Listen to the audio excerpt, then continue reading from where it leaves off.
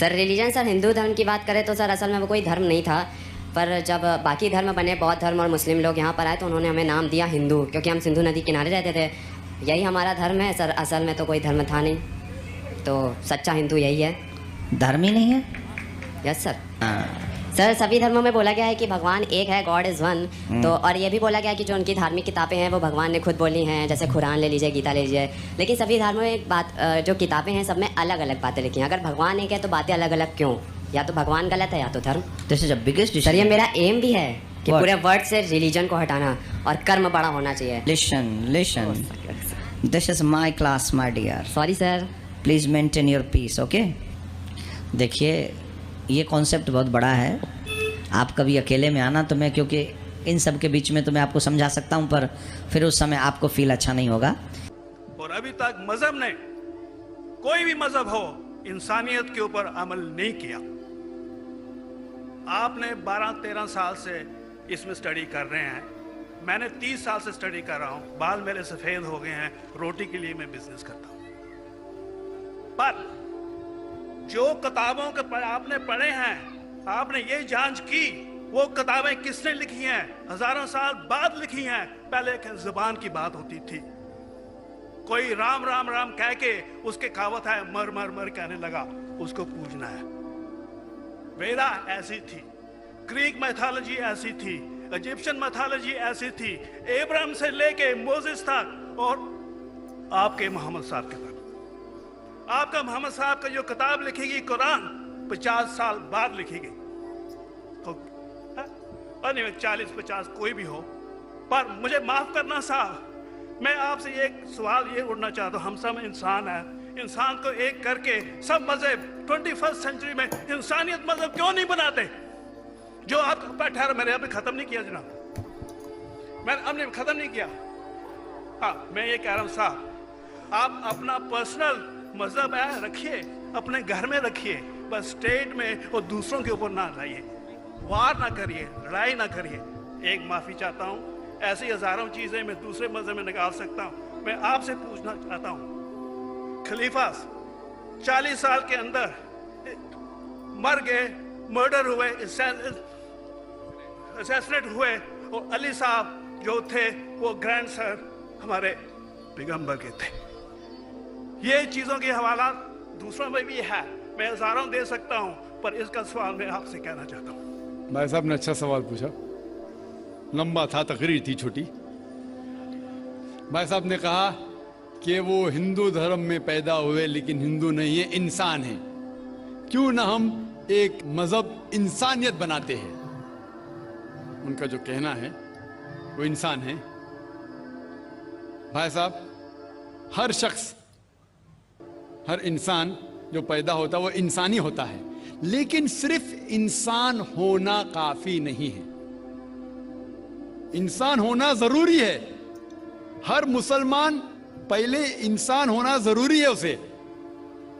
इस्लाम की सारे बातें, एक भी बातें मैंने कहा मैं तकरीर में, इंसानियत के खिलाफ नहीं है। एक भी बातें मैं चैलेंज करता हूं, आप एक भी बात इस्लाम की बुनियादी बात बताओ जो इंसानियत के खिलाफ है।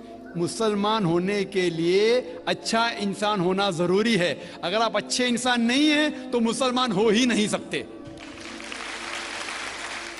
लेकिन सिर्फ अच्छा इंसान होना काफी नहीं है। मिसाल के तौर पे डॉक्टर बनने के लिए 10वीं पास करना जरूरी है, फिर 12वीं, फिर डॉक्टरी। तो मैं कहूंगा डॉक्टर बनने के लिए स्कूल पास करना जरूरी है, लेकिन स्कूल पास करना काफी नहीं है। तो इस्लाम में अच्छा मुसलमान बनने के लिए अच्छा इंसान बनना जरूरी है, लेकिन सिर्फ अच्छा इंसान बनना काफी नहीं है। समझ? क्यों? क्योंकि इंसान को जिसने पैदा किया उसकी इबादत करना जरूरी है। जिसने आपको पैदा किया, जिसने आपको पैदा किया, उसकी अगर आप इबादत नहीं करेंगे तो इंसानियत के नाम पे कलंक है।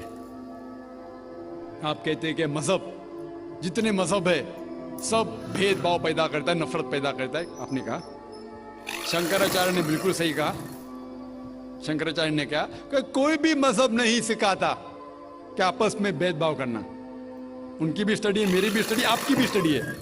आपने कहा कि मैंने 10-12 साल किए, आपने 30 साल किए। अगर आप 30 साल किए उसका मतलब नहीं कि आप मुझसे अच्छे हैं, जरूरी नहीं। मैंने नहीं कहा कि आपने कहा, मैंने ये भी नहीं कहा कि आपने कहा। मैंने कब कहा कि आपने कहा?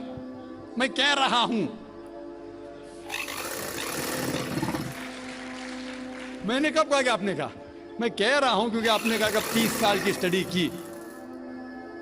मैं हिंदू मजहब पे भी चंद साल के अल्हम्दुलिल्लाह सुम्मा अल्हम्दुलिल्लाह कई शंकराचार्य से बात की, कई स्वामी जी से बात की, कई प्रीस्ट और फादर से अमेरिका में की। मैं तो अभी तक जवान हूं माशाअल्लाह, अल्लाह का फजल है, अल्लाह का फजल है। आपने कहा कि मजहब भेदभाव करता है, ये कहना बिल्कुल गलत है। मजहब भेदभाव नहीं करता। जो मजहब के मानने वाले हैं वो मजहब को सही तरीके से नहीं समझते हैं, इसीलिए भेदभाव पैदा करते, वो अलग बात है।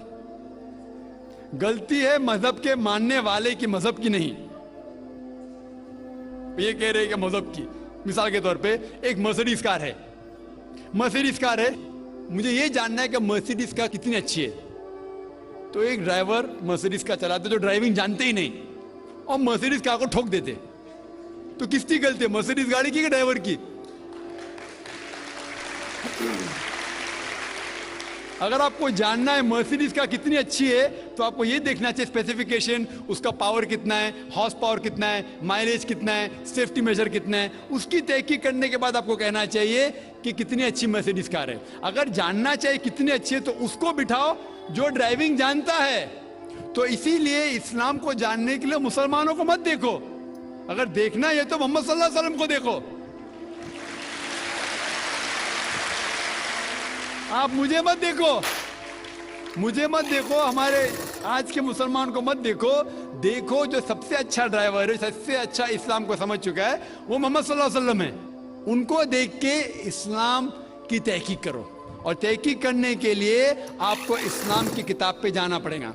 और आपने जो कहा आखिर के अंदर कि सारी मजहब किताब बाद में लिखी गई, पहला कहना था, आप काफी हद तक के सही है, आप काफी हद तक के सही है कि आप बिल्कुल सही फरमाते, लेकिन यह कहना कि सारी मजहब की किताब, उसमें गलती है। अक्सर मजहब कितने किताब है, वेद हो, उपनिषद हो, बाइबल हो, ओल्ड टेस्टामेंट हो, न्यू टेस्टामेंट हो, आपने कहा मूसा अलैहिस्सलाम से लेके वहां से था, लेकिन आखिरी में जो आपने गलती की, मोहम्मद सल्लल्लाहु अलैहि वसल्लम, वहां गलती की। आखिर में आके आप अटक गए, आखिर में आके फंस गए। आपने शायद इस्लाम का मुताला सही तरीके से नहीं किया होगा, आपने शायद अरुण शुरू की किताब पढ़ी होगी। अगर आप कोई मजहब का मुताला करना चाहते हैं तो जो मजहब को समझ चुका है उसकी किताब पढ़ो। आप अगर अरुण शुरू की किताब पढ़ेंगे और इस्लाम की मुताला करा कहेंगे, ये किधर का सही फैसला है?